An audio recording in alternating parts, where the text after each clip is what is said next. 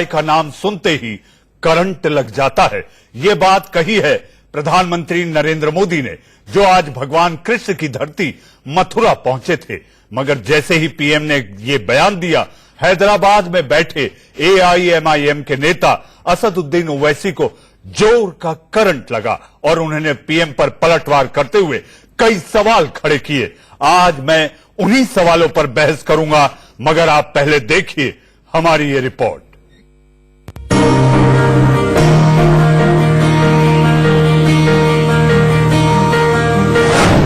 गाय के नाम पर किसे लगता है करंट?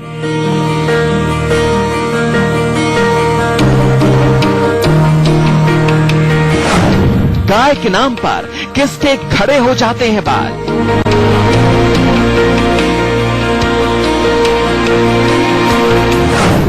दूध देने वाली गाय पर क्यों मचा है बवाल?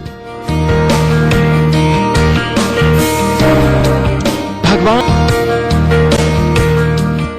पशु आरोग्य मेले के उद्घाटन के दौरान पीएम मोदी कभी गाय तो कभी उसके बछड़े को सहलाते और दुलारते रहे। पीएम मोदी ने यहां से national animal disease control program के साथ ही सिंगल यूज प्लास्टिक के खिलाफ मुहिम का भी आगाज किया। लेकिन यहां अपने भाषण में पशुधन और गाय की उपयोगिता बताते हुए पीएम मोदी ने विपक्ष पर ऐसा तंज कसा कि सियासी हलकों में घमासान मच गया। कुछ लोगों के कान पर अगर होम शब्द पड़ता है तो उनके बाल खड़े हो जाते हैं। गाय शब्द पड़ता है तो उनके बाल खड़े हो जाते हैं। उनको लगता है देश 16वीं 17वीं शताब्दी में चला गया। ऐसा ज्ञान देश को बर्बाद करने वालों ने बर्बाद करने में कुछ नहीं छोड़ा है। और इसलिए हमारे भारत के ग्रामीण जीवन की अर्थव्यवस्था में पशुधन बहुत मूल्यवान बात है। इधर पीएम मोदी का बयान सामने आया और उधर एआईएमआईएम नेता असदुद्दीन ओवैसी गौरक्षा के नाम पर होने वाली हत्याओं का सवाल उठाने लगे। ओवैसी ने पूछा, जब गाय के नाम पर लोग मारे जाते हैं तब पीएम के कान खड़े होने चाहिए, जब संविधान की धज्जियां उड़ाई जाती हैं तब पीएम के कान खड़े होने चाहिए। मगर इसका असर इसलिए नहीं हो रहा क्योंकि आपकी सरकार और आपकी स्टेट की सरकारें मजलूम से इंसाफ करने के बजाय आप लोग जालिम का साथ दे रहे हैं। उसकी हालिया मिसाल मैं देना चाहता हूं। झारखंड में तबरेज अंसारी पर 302 का मारने वालों पर 302 का मुकदमा नहीं लग रहा है। प्रधानमंत्री जी, क्या इखलाक पीलू खान को गाय पर नहीं मारा गया? क्या उन्नाव में गाय पर नहीं मारा गया? ओवैसी पीएम मोदी को राजस्थान के चर्चित पहलू खान जैसे केसों की याद दिला रहे हैं, जिसमें गौरक्षकों पर मॉब लिंचिंग और हत्या का आरोप लगा। हालांकि कोर्ट ने पहलू खान की हत्या के सभी आरोपियों को सबूतों के अभाव में बरी कर दिया है, लेकिन मामले कई और भी हैं। एक आंकड़े के मुताबिक 5 साल में मॉब लिंचिंग की 134 घटनाएं हुई, जिनमें से 87 घटनाएं गौरक्षा के नाम पर हुई। आरोप है कि गौरक्षा के नाम पर 2014 में 3 लोगों की हत्या कर दी गई थी।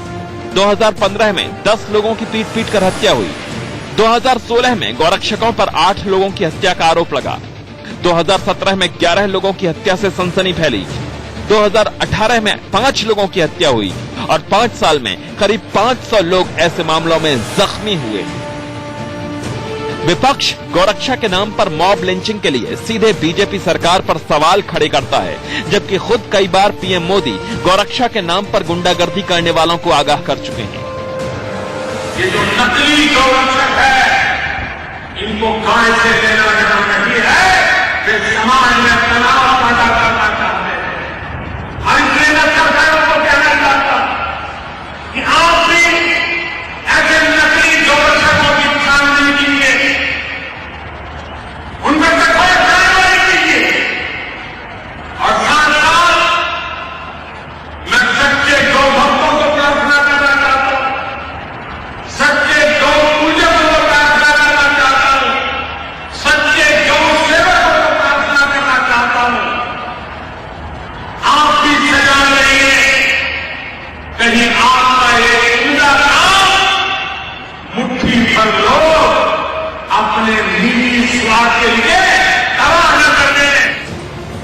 गाय पर अजब सियासत का दौर जारी है। पीएम मोदी ने विपक्ष पर सवाल उठाए तो विपक्ष ने भी पूछा कि सत्ता में बैठे लोगों को इस बात का इल्म होना चाहिए कि उनके एक बयान के परिणाम भयावह हो सकते हैं। जिस गौरक्षा ब्रिगेड को काबू में रखना सरकार के लिए मुश्किल हो गया, उस उत्पाती ब्रिगेड को ऐसे ही बयानों से चाहे अनचाहे शह भी मिल जाती है।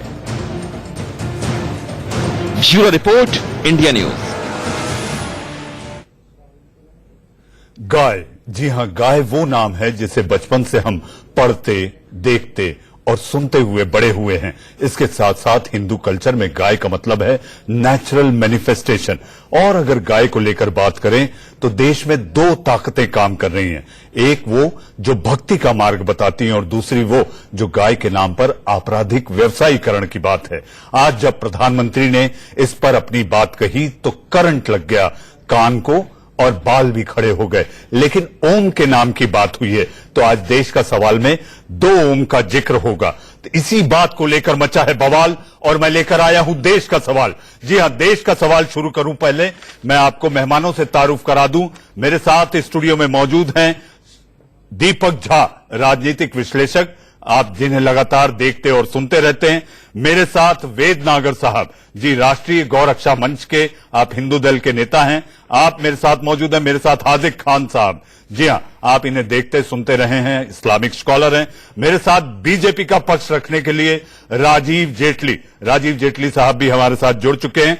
और वो चेहरा जिनको आप हिंदू की आवाज के रूप में देखते रहे, ऐसे चक्रपाणी महाराज, वो भी मेरे साथ जुड़ गए। राजीव जी, सबसे पहला सवाल आपसे, आखिर पीएम के कहने से किसे करंट लगा है? ओम कहने से अगर बाल खड़े हुए हैं तो गाय कहने से कानों में करंट लग गया।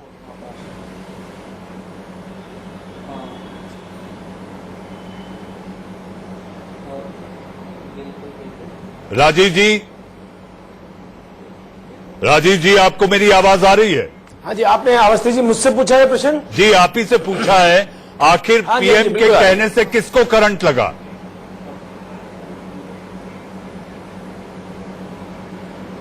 देखिए, पहली बात यह कि हम जब इस देश के अंदर ओम की बात करते हैं, गौ की बात करते हैं, माँ की बात करते हैं, गौ माता की बात करते हैं, उससे क्या क्या हमारे इतिहास से जुड़े विषयों के ऊपर चर्चा करते हैं, तो करंट तो आपने देखा होगा बहुत लगा। आप केवल ओम की बात कर रहे हैं, हमने जब गौ संवर्धन, गौ वर्धन की बात करी तो बहुत सारी राजनीतिक पार्टियों को बाहर निकल के बोलना पड़ा, देखिए मैं गौ का मांस खाता हूं, मैं गौ का मांस खाता हूं। सार्वजनिक मंचों के ऊपर बकायदा लोगों को बुला के बीफ पार्टियां करी गई। बहुत सारी राजनीतिक पार्टियों ने, कांग्रेस पार्टी ने करा, उनकी युवा सेल ने करा कि बीफ खा के दिखाया, बीफ काट के और बांट के दिखाया, सारे आम गाय काटी गई। तो ये करंट राजीव जी, ये बताइए करंट किसको लगा? करंट वो विपक्षी दलों को लगा या वो फर्जी गौरक्षकों को लगा है? मैं आपसे ये जानना चाहता हूं। देखिए, ये प्रधानमंत्री जी ने आपको याद होगा, अपनी स्टेटमेंट में बहुत स्पष्ट किया था कि फर्जी गौ रक्षक आजकल कई जगहों पे नजर आते हैं जो तथाकथित गौ रक्षक बन के आपराधिक कार्य कर रहे हैं। इसके ऊपर हमारी पार्टी ने बहुत स्पष्ट किया था कि गौ रक्षक अगर बन के कोई गैर कानूनी हरकत करता है तो उसके खिलाफ कानूनी कार्रवाई होनी चाहिए। तो हमारा स्टैंड बहुत स्पष्ट है कि जो फर्जी गौ रक्षक हैं, फर्जी गौ रक्षक के खिलाफ तो कानूनी कार्रवाई हो सकती है, लेकिन उन राजनीतिक दलों के खिलाफ कौन सी कार्रवाई होगी जो कहते हैं हमारा संवैधानिक अधिकार है, ये छूट हमें मिली हुई है, हम कुछ भी खाएं, कुछ भी कहें और कुछ भी बोले।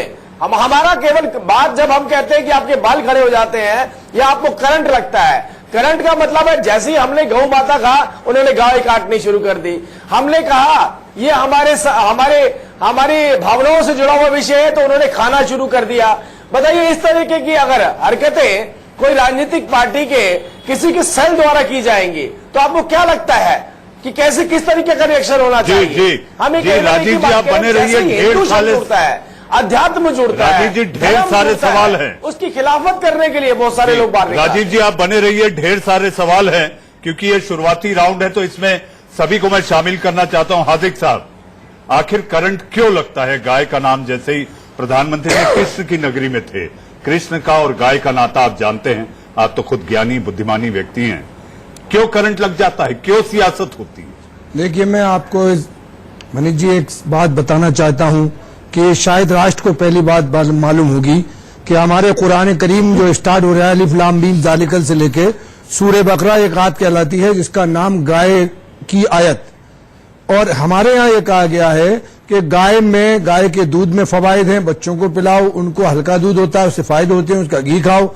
लेकिन रही बात यह है कि गाय खाने की बात अभी राजीव जी कर रहे हैं। मैं इनसे सवाल ये करूंगा कि जो चीफ मिनिस्टर ऑफ गोवा जिनकी डेथ हो गई पारेकर जी ने, वो तो यूं कह रहे थे कि बीफ हम साउथ से मंगाएंगे। इन्होंने क्या कार्रवाई की? बात यह है कि गाय की पूजा करना हिंदू धर्म के एतबार से है, उन्हें करना चाहिए, उसमें न किसी के कान ओम पे खड़े होना चाहिए न गाय पे खड़े होना चाहिए। लेकिन गाय के नाम पर अखलाक की हत्या कर दी जाए, गाय के नाम पर तबरेज की हत्या कर दी जाए, गाय के नाम पर पहलू खां की हत्या कर दी जाए, ये उस संविधान की भी हत्या हो रही है। भारतीय संविधान के साथ राजी साहब खेल खेला जा रहा है। अधिकतर मामलों में ये कहीं भी साफ नहीं हो पाया कि आप गाय की गौ तस्करी कर रहे थे इसलिए हत्या कर दी गई। कई मामलों में ऐसा हुआ है। मैं आऊंगा हाजिक साहब, ये शुरुआती दौर है, बहस हमें बहुत लंबी चलानी है। नागर साहब, ये सीधे सवाल उठते हैं कि गाय की रक्षा के साथ साथ क्यों एक समुदाय के लोग ही उसका शिकार हो रहे हैं? देखिए, एक तो आज मैं जो है माननीय प्रधानमंत्री जी ने जो बात कही है उसका स्वागत करता हूं। और जैसे अभी हमारे खान साहब बोल रहे थे, मैं कहता हूं ठीक है कि आपकी कुरान कहती है या आपका जो भी आप अपना ग्रंथ मानते हैं वो कहता है।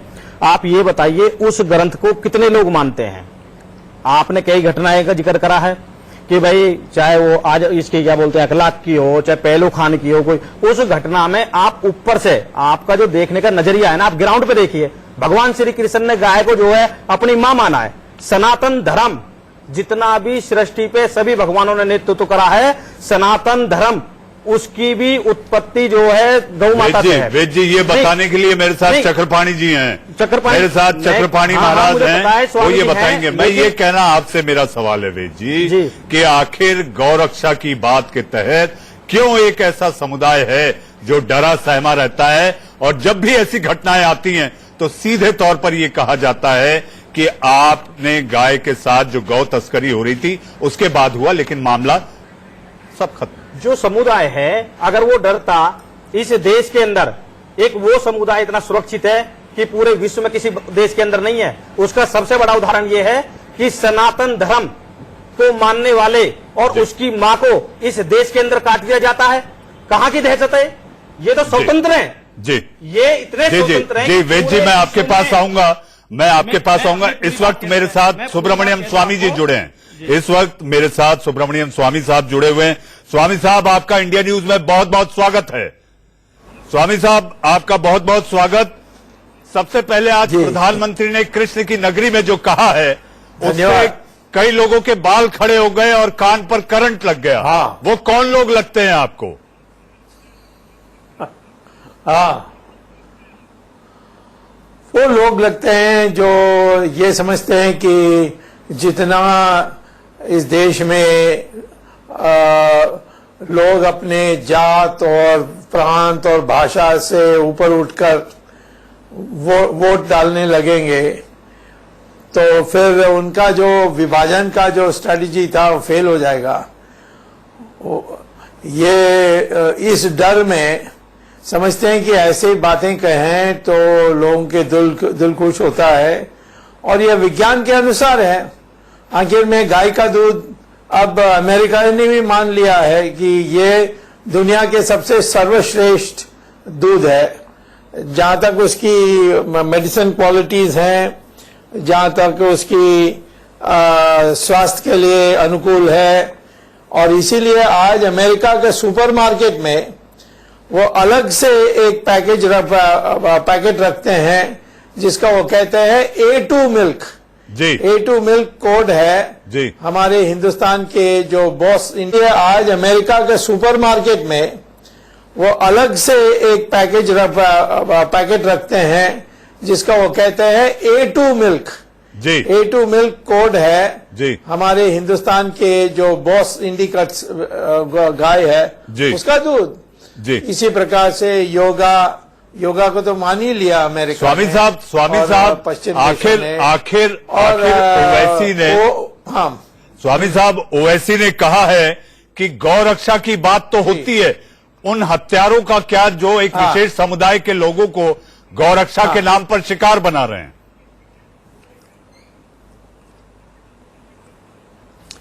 अब प्रांतों में केसेस तो चल रहे हैं, वो ये समझे हैं कि ऐसा नहीं होता है। हाँ जरूर जो कश्मीरी पंडितों का हत्या हुई थी कश्मीर में, उस पर में तो ओवैसी ने कुछ बोला नहीं। स्वामी साहब वो सीधे तौर पर कह रहे हैं कि गाय को लेकर बात तो हो रही है, प्रधानमंत्री ने जो कहा है कि ओम का नाम लो तो बाल खड़े हो जाते हैं, आप अगर गाय की बात करें तो कान पर करंट लग जाता है, तो ऐसा करंट लगा है। आखिर वो करंट जो लग रहा है, उनका सीधा सवाल है कि क्या आप गौ रक्षा की बात के तहत उन लोगों की भी रक्षा क्यों नहीं की जाती?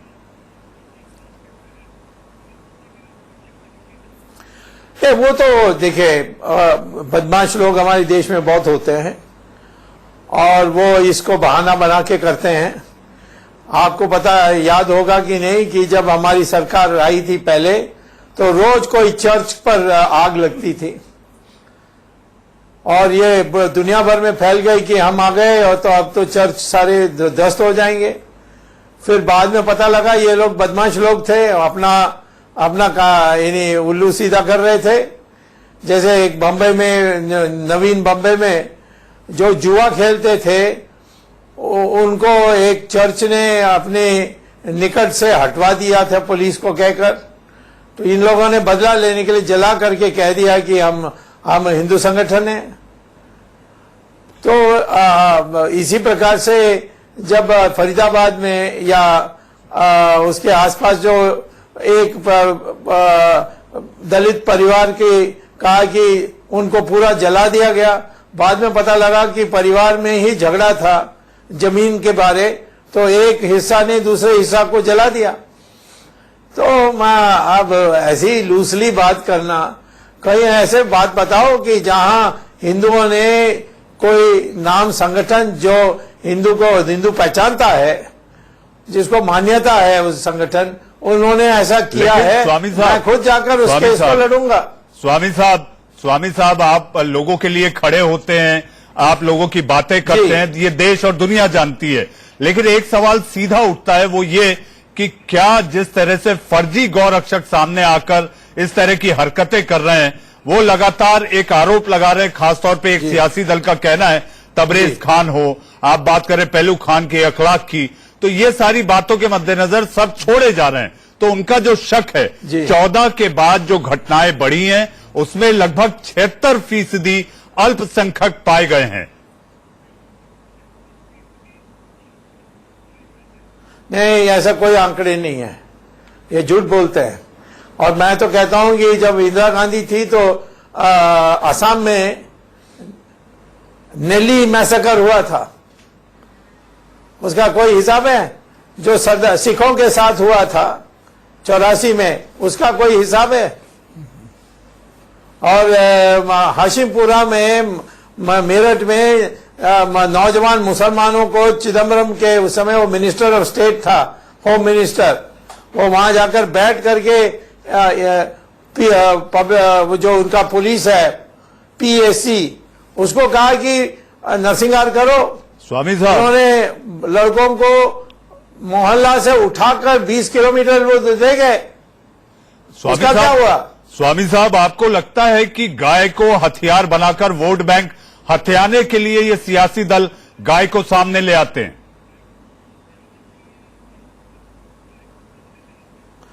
नहीं, वो तो यही चाहते हैं कि पब्लिक डर जाए कि ये सारा ऐसा हो रहा है और जो हिंदू का एकीकरण हो रहा है उससे बच जाए, क्योंकि इनका सारा राजनीति ये था कि हिंदुओं को बांट दो और अल्पसंख्यकों को एक कर दो। अल्पसंख्यक के लिए मनमोहन सिंह ने कहा कि पहला जो हमारे साधन है वो मुसलमान के लिए है जी। अब वो सब पाकिस्तान बनने के बाद भी जी। स्वामी साहब आखिर चुनाव के टाइम पे रही तो अभी ये 3 राज्यों में इनकी चुनाव वोट होने है। हैं, तभी गाय क्यों याद आ जाती है? जी। अभी 3 राज्यों में चुनाव होने हैं, जी। चुनाव की दस्तक है स्वामी साहब, और उसी समय गाय का जिक्र कर एक नया सियासी थोड़ा- मुद्दा उलझा देना, आपको नहीं लगता कि गाय से सियासी फायदा लूटने के चक्कर में भी सियासी दल लगे हुए हैं? नहीं, मैं कहता हूं कि गाय का दूध पीकर थोड़ा दिमाग ठीक कर ले। जी स्वामी साहब, ये ऐसे कहकर को लोग हंस रहे हैं, इनको कोई मानता नहीं है। गाय के नाम का इतना प्रोपोगंडा करके आखिर क्या हासिल होगा? इस पर हिंदू मुसलमान हो रहा है स्वामी साहब, सीधे तौर पर दिखाई दे रहा है कि 2 समुदाय गाय के नाम पर बटे हुए हैं। नहीं, हिंदू मुसलमान कहना गलत है। मैं जब पार्लियामेंट में गाय हत्या गौ हत्या पर प्रतिबंध लगाने के लिए एक राष्ट्रीय मसूदा मांगी, एक बिल मांगा था, तब समाजवादी के पार्टी के जो मुसलमान नेता हैं वो खड़े होकर मेरा समर्थन किया। उसने कहा कि हम लोग इस पर पूरा समर्थन करते हैं।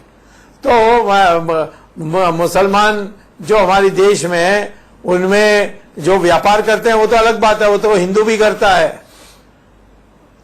कपिल सिब्बल के बीबी तो बुचर खाना चला रही थी।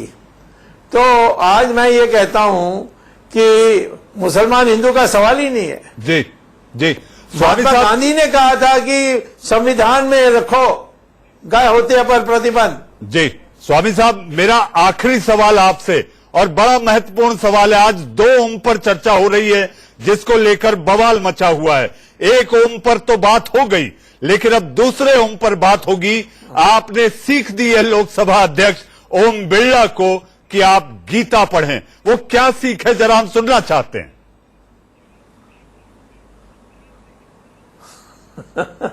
गीता में भगवान कृष्ण ने कहा कि जन्म से वरना नहीं पैदा हुआ है, जन्म से कोई भी ब्राह्मण नहीं है, कोई भी शेड्यूल कास्ट नहीं है, कोई भी शूद्र है।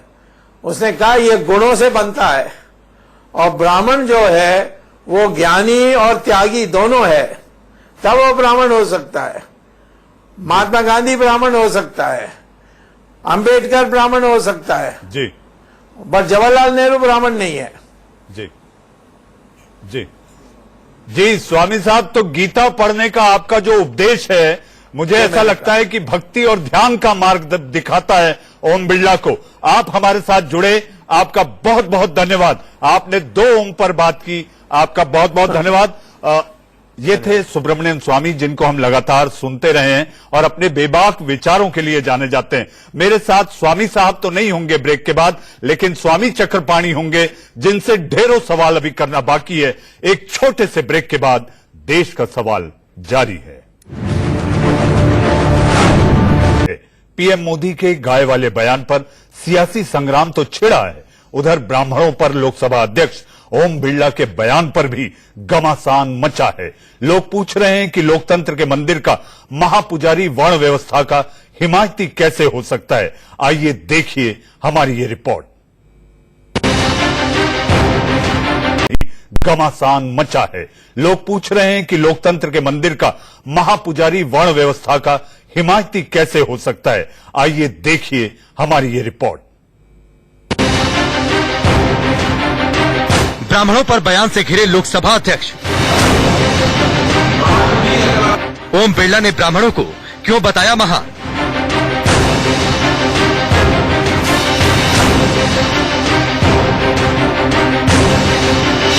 विपक्ष का सवाल, ज्ञान बड़ा या जाति। लोकतंत्र के सबसे बड़े मंदिर में सांसदों को लोकतांत्रिक प्रणाली का कायदा बताते हैं ओम बिरला। लोकसभा अध्यक्ष के आसन से सांसदों को मर्यादा का पाठ पढ़ाते हैं ओम बिरला। संसद में उठने वाली हर अनैतिक, अतार्किक, अनर्गल और अव्यवहारिक आवाज को रोकते हैं ओम बिरला। मगर अब उनका ही एक बयान विवाद की वजह बन चुका है। ब्राह्मण परिवार अपने समर्पण और सेवा के कारण उसका हमेशा कुछ इस बात होता है, क्योंकि वो संपूर्ण समाज की सेवा करता है, समर्पण भावनिष्ठा से काम करता है और उस गांव के अंदर एक मार्गदर्शक की भूमिका निभाना। ये बयान 8 सितंबर का है। राजस्थान के कोटा में ब्राह्मण समाज के सम्मेलन में शरीक हुए लोकसभा स्पीकर ने बाद में ट्विटर पर भी ब्राह्मणों की तारीफ की और लिखा, समाज में ब्राह्मणों का हमेशा से ऊंचा स्थान रहा है। यह स्थान उनकी त्याग तपस्या का परिणाम है। यही वजह है कि ब्राह्मण समाज हमेशा से मार्गदर्शक की भूमिका में रहा है। लोकसभा स्पीकर के इस ट्वीट के साथ ही विरोधियों ने मोर्चा खोल दिया। सोशल साइट पर उन्हें ट्रोल किया जाने लगा। कोई उन्हें वर्ण व्यवस्था का हिमायती तो कोई मनुवादी बताने लगा। मुद्दा विरोधियों तक पहुंचा तो सवाल संविधान के नजरिए से पूछे जाने लगे। ओम बिरला जी कोई सामान्य व्यक्ति नहीं है। वो लोकसभा के माननीय अध्यक्ष हैं और वो सदन में दूसरों को नियम बताते हैं। अगर कोई माननीय सदस्य सदन के संविधान के नियमों के विपरीत अपनी बात कहता है तो उसको बताने का काम हमारे स्पीकर महोदय करते हैं। तो किस आधार पर, संविधान की किस धारा के तहत, हमारे देश के किस कानून और नियम के तहत उन्होंने ऐसा बयान दिया है, ये तो उनको स्पष्ट करना चाहिए। उधर कांग्रेस के दलित नेता उदित राज का सवाल है कि अगर ब्राह्मण ही श्रेष्ठ हैं तो अम्बेडकर के बारे में क्या कहेंगे। जन्म से कोई मंदबुद्धि या तीव्र बुद्धि का नहीं होता। न विज्ञान इसको साबित कर सकता है और न व्यवहारिकता में कभी साबित हुआ है। तो क्या बाबा साहब डॉक्टर अम्बेडकर दलित समाज में पैदा हुए तो बुद्धिमान नहीं थे, तो गलत कहा जाता है। एक तबका लोकसभा अध्यक्ष के बयान को संघ प्रमुख मोहन भागवत के आरक्षण वाले बयान से जोड़कर देख रहा है, जिसमें उन्होंने आरक्षण पर चर्चा की बात कही थी। आरक्षण के पक्ष के लोग आरक्षण के विपक्ष के लोगों का विचार करके जब कुछ बोलेंगे करेंगे, और आरक्षण के विपक्ष में जो है वो आरक्षण के पक्ष के लोगों का विचार करके कुछ करेंगे बोलेंगे, तब इसका हल 1 मिनट में निकल आएगा बिना कानून के। मोहन भागवत की तरह ही ओम बिरला के बयान पर सवाल उठे तो लगा कि बीजेपी उनका बचाव करेगी, मगर बीजेपी नेता सुब्रमण्यम स्वामी ने भी बयान पर सवाल खड़े कर दिए। First of all, he hasn't read the Bhagavad Gita. I would urge him to read. Brahmins are not born. Brahmins are according to gunas. In fact, all the varnas are according to gunas. And Brahmins are those who are Gyanis and Tyagis. And if you see Vishwamitra, he was not born in a Brahmin family. He was born in a Kshatriya family. He became Maharishi. Valmiki was born in a Dalit family. He became another Maharishi. Kalidasa was a Adivasi, Vanavasi. He became a Maharishi. I would regard Ambedkar also as a Brahmin, although he was born in a scheduled caste family. बहरहाल सवाल तो ये जरूर है कि संवैधानिक पदों पर बैठे लोग अगर जाति वाले सियासी बोल बोलेंगे तो रोकेगा कौन और टोकेगा कौन। Bureau report, India news.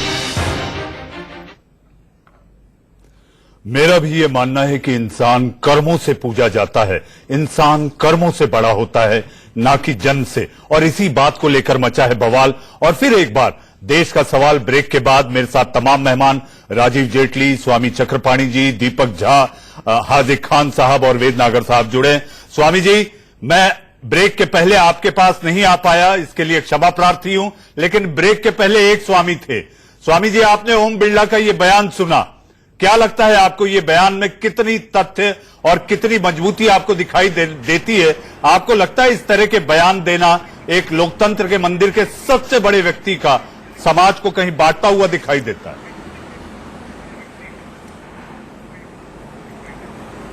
नहीं मनीष जी, मैं आपको बताना चाहता हूं कि भगवान कृष्ण ने तो स्पष्ट रूप से कहा है, जो सुब्रमण्यम स्वामी जी ने भी कहा कि गुण कर्म विभाग से गुण और कर्म के आधार पे कोई भी हमारे यहाँ वर्ण बना है, जो शिक्षा देने का काम करता है, लेने का काम करता है, वो ब्राह्मण की श्रेणी में आता है। जो सीमाओं की रक्षा करने का काम करता है वो क्षत्रिय वर्ण में आता है, और जो व्यवसाय करता है वो वैश्य श्रेणी में आता है। तो इस तरह हमारे यहाँ श्रेणियां बनी है, और जैसे तो इसमें किसी प्रकार का और कर्म के आधार पर बना है, और कर्म के आधार पर स्वयं भगवान श्री कृष्ण ने इसको कहा है। तो इसमें कोई विशेष है। और ब्राह्मण जो है वो निश्चित रूप से त्याग का प्रतीक होता है और त्याग करता है तो ब्राह्मण है। तो जैसे अध्यापक है, पढ़ाता है तो अध्यापक है, अगर जो सीमा पे हमारी रक्षा करता है सैनिक तो सैनिक है। और हर वर्णों का हमारे विशेषता, कोई छोटा बड़ा नहीं है, सबकी अपनी क्वालिटी है और सबकी अपनी योग्यता है और अपनी योग्यता के आधार पर उसको वर्ण की एक विभाजित किया गया। वर्ण व्यवस्था है, अव्यवस्था नहीं है, व्यवस्था है। लेकिन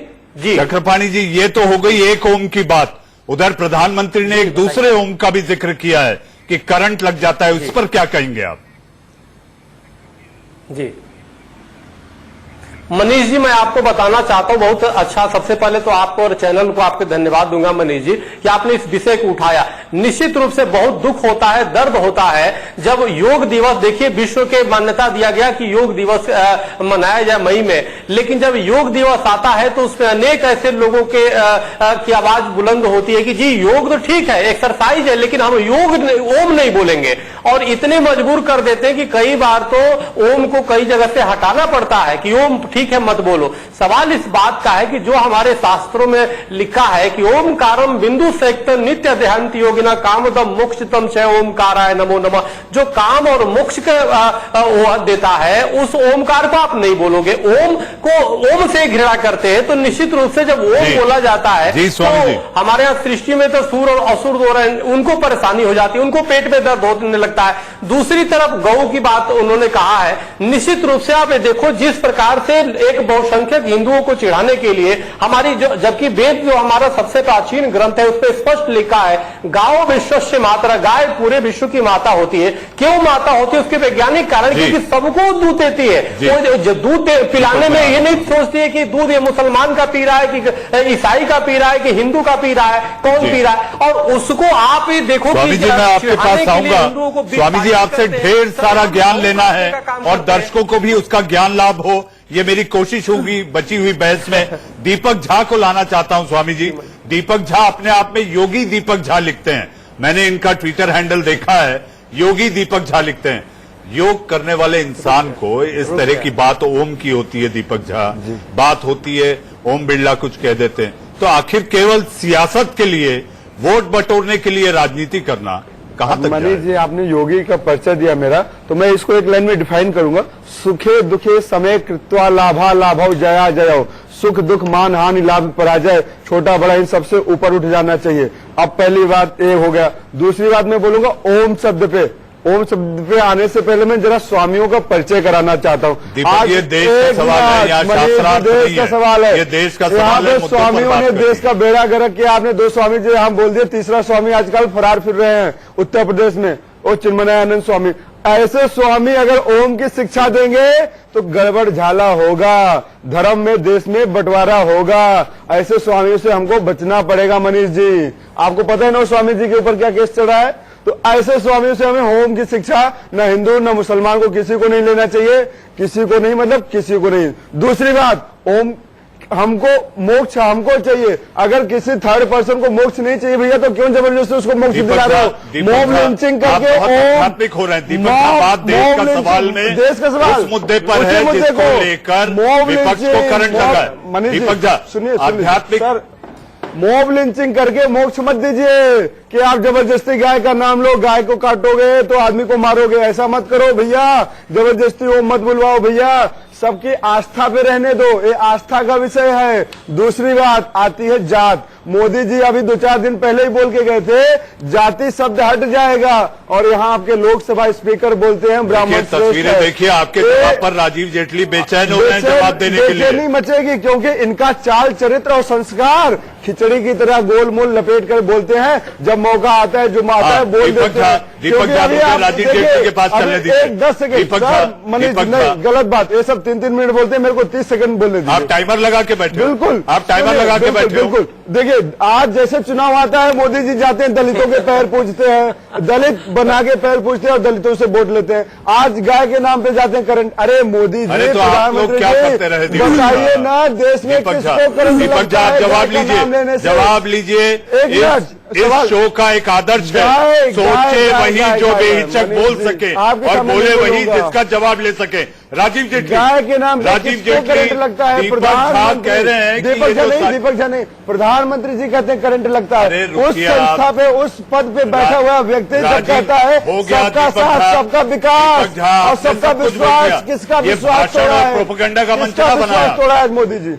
राजीव जेटली, गाय के नाम पर हिंदू मुसलमान होता है, दीपक झा कह रहे हैं।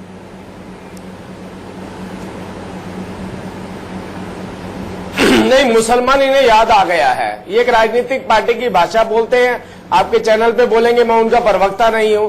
अगर मैं नहीं हूं तो आपके सियासत से बैठे हैं, ये बताइए। अरे जवाब ले लीजिए दीपक झा, धीरज रखिए, बहुत धीरज रखिए दीपक झा, जो आप दर्शकों के हित के लिए, राजनीतिक भाषा की बात दर्शकों के हित के लिए धीरज रखिए। दर्शक सुने तो, मैं योगी नहीं हूं, मैं देशभक्त, राष्ट्रभक्त, मैं आपसे सवाल करता हूं। राजीव जी, आप अपना जवाब पूरा करें। आप बताइए, प्रधानमंत्री किसकी बात करते हैं, किसको करंट लगता है? सबका विश्वास कहाँ गया? सबका विश्वास बताइए ना। दीपक झा, राजीव जी आप अपनी बात पूरी करें। मुस्कुराते बढ़िया है, एक कोई मुस्कुराते नहीं, आप सोचे हैं कि एक खराब स्कूटर चलता रहे और बीच में मैं बोलता रहूं तो मेरी आवाज कैसे जाएगी? बात है उनकी आवाज, चूंकि वो बाहर बैठे हैं, उनकी आवाज। जी, आप अपने जवाब पूरा करें राजीव जी। हाँ, मैंने आपसे कहा कि उनकी मजबूरी है, उनको सबसे पहले मुसलमान शब्द जोड़ना है। हम तो गाय बोल रहे थे। आप बताइए, कहीं पर प्रधानमंत्री जी ने मुसलमान कहा? कहीं प्रधानमंत्री जी ने कहा?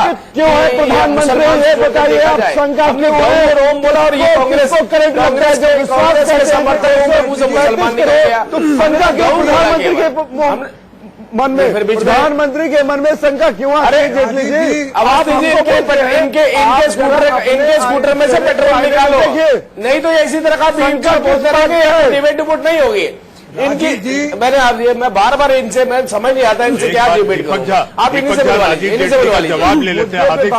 हार्दिक साहब जवाब ले लेते हैं और फिर आप लोग सवाल करें। जी राजीव जी, बात पूरी करें। नहीं, ये विस्ती जी बड़ी गलत बात है। ये बीच बीच में, एक तो देखिए, मैं दोबारा इनको मेरा एक निवेदन है, इनकी बात समझ नहीं आती, बोलना क्या चाहते हैं और ये बोलते भी जरूर है। राजीव जी, मेरा एक व्यक्तिगत निवेदन है आपसे। वो निवेदन ये है कि आप मेरे देश का सवाल में, आप गिने चुने अच्छे प्रवक्ताओं में से आते हैं, आप स्टूडियो आया करिए, तो मुझे ऐसा लगता है कि ये बहस बेहतर तरीके से रमेगी। आप जवाब पूरा करें। हाँ, मैं केवल एक ही बात बोलना चाहता हूं। हमने गऊ के ऊपर बात करी, अभी आपने स्वामी जी को देखा, बहुत लंबा उन्होंने विस्तृत इंटरव्यू दिया, इस बात में बताया कि A2 को दुनिया ने पहचान लिया। पता नहीं हमारे देश के अंदर क्यों नहीं पहचाना जा रहा। हम A2 बोलते हैं ना, हम कहते हैं देसी गाय का दूध। जब हम देसी गाय का दूध कहते हैं तो आप देखिए, दूसरी तरफ से आवाज आती है मॉब लिंचिंग। हम कहते हैं कि गौ माता का क्या उपयोग है, इसको जानना जरूरी है, तो दूसरी तरफ से आवाज आती है मुसलमान। हम कहते हैं कि गौ का संरक्षण, गौ का वर्धन। राजीव जी, आपसे एक सवाल है हमारा। राष्ट्रीय गोकुल मिशन के तहत राजीव जी, आपसे हमारा एक सवाल है कि जब चुनाव आता है राजीव जी, तब वो मैं आपसे सवाल करता हूँ, प्रधानमंत्री जब पहले बार आए इस देश के प्रधानमंत्री के चुनाव के लिए लोकसभा में, नहीं, ऐसा नहीं है, ऐसा नहीं। उन्होंने कहा पूछना चाहता हूँ, गंगा सफाई हुई, अब तक गंगा के नाम पर कोई साफ काम हुआ? साहब सवाल ढेर सारे हैं, मुझे एक ब्रेक लेना है। और जहां तक गाय के विज्ञान को लेकर जो बात हो रही है, नागपुर से 40 किलोमीटर दूर देवलापार में संघ का एक गो विज्ञान और अनुसंधान केंद्र भी है। इसके बाद गौ माता पर एक छोटे से ब्रेक के बाद चर्चा जारी है। देश का सवाल में आप बने रहिए। के अंदर इसके कोई डर नहीं है। जब हिंदू मरता है तो कोई नहीं बोलता, चाहे वो इस देश के अंदर कोई राजनीतिज्ञ हो या कोई भी हो। लेकिन जब मुसलमान मरता है तो इस देश में एकदम जो है शांति का माहौल बनाया जाता है। अरे मुल्ला जी, सुनिए मेरी बात, मेरी बात सुनिए। मैं 50 उदाहरण दे दूंगा आपको, 50 उदाहरण दे दूंगा। और आपको मैं आपको ये भी बता दूं, जो देसी नस्ल की गाय है वो प्राकृतिक है और हमारे सनातन धर्म की मां है। और गाय के ऊपर मैं इस चैनल के माध्यम से होश आवाज में कहना चाहता हूं, किसी की मां ने दूध नहीं पिलाया जो गाय को काटते इस देश के अंदर। सनातन धर्म की सरकार अब आई है और मैं स्वागत करता हूं माननीय प्रधानमंत्री जी ने, जो गाय को गाय और सनातन धर्म में सबसे बड़े नाम है। और मैं कहूंगा कि रोज नाम लेने चाहिए। आपको क्या एलर्जी है? आप जब नहीं बोलते, जब मुजफ्फरनगर मेरे को सनातन धर्म के लोगों को घरों से बाहर निकाल कर उनको मजबूर कर दिया जाता है, और जब हिंदू मरता है आपकी जुबान नहीं खुलती, और आज आप बोलते हैं। रही बात ओवैसी की, मैं ओवैसी के ऊपर भी बोलना चाहता हूँ। ओवैसी को इतना सीरियस लेने की जरूरत नहीं है, इनकी इतनी औकात नहीं है, इनको इतनी तवज्जो देने की जरूरत नहीं है। ये आपको पता है कि ये देश विरोधी थे, देश विरोधी हैं, और ओवैसी जैसे देश विरोधी रहेंगे। जी, हम भी यही उम्मीद करेंगे कि जी हां, जिस तरह से गाय ममता का प्रतीक है, गाय एक प्रेम का प्रतीक है, उसी तरह प्रेम और समरसता बनी रहे। क्योंकि जिस विचारधारा के साथ बीजेपी या अन्य राजनीतिक दल आगे बढ़ते हैं, उस विचारधारा के प्रणेता संघ प्रमुख मोहन भागवत ने कुछ ही दिन पहले हिंदू मुसलमान एकता को लेकर एक मौलाना से मुलाकात की, और उस मुलाकात के बाद मैं ये मानने को मजबूर हो गया हूं कि संघ भी बदल रहा है, वक्त भी बदल रहा है, क्योंकि भारत 21वीं सदी का भारत होने जा रहा है। दीपक झा 10 सेकंड, क्योंकि अब मेरी बहस खत्म। पिछले 5 सालों में 60 lakh metric ton beef export किया है भारतीय जनता पार्टी की सरकार ने। आप लोग देश का सवाल में जुड़े, बहुत बहुत धन्यवाद। खबरों के सिलसिले को आगे बढ़ाएंगे मेरे सहयोगी राकेश पांडे।